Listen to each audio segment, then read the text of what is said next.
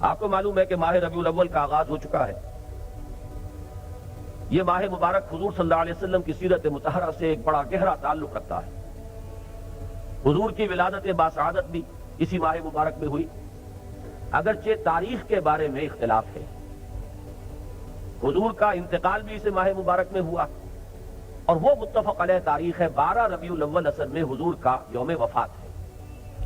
اور اکثر محققین کی رائے یہ ہے کہ آپ کا یوم ولادت جو ہے وہ 9 ربیع الاول ہے. یہی وجہ ہے کہ مجھے یاد ہے کہ ہمارے بچپن میں اس دن کو جو لوگ کچھ تھوڑا بہت مناتے بھی تھے تو 12 وفات کے نام سے در حقیقت یہ نام یاد کیا جاتا تھا. حضور صلی اللہ علیہ وسلم کی وفات کا دن ہے.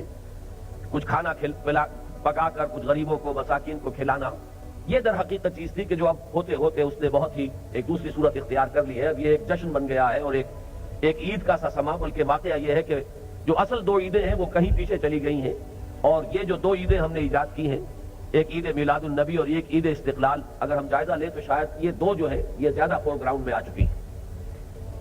لیکن یہ کہ جہاں تک آپ کی ولادت اور آپ کے وفات کا اس ماہ مبارک میں ہونا ہے وہ ثابت ہے. مزید برآں حضور کا ورود مدینہ منورہ میں بھی ماہ ربیع الاول میں ہوا ہے. اس پہلو سے اگر اس ماہ مبارک میں ہم سیرت النبی کے مطالعے کا ایک خاص موضوع رکھیں، کسی تاریخ کے تعین کے بغیر اس مہینے کی مناسبت سے سیرت مطہرہ پر گفتگویں ہوں، غور و فکر ہو، اور اس میں بھی عملی پہلو سامنے ہو، اتباع کا جذبہ ہو، سمجھنا سمجھانا اس لیے ہو کہ اس پر عمل کرنا ہے، تو یقیناً یہ چیز ہمارے لیے بہت مفید ہوگی اور ہمارے بہت سے امراض کا شاید اس سے مداوع ہو سکے.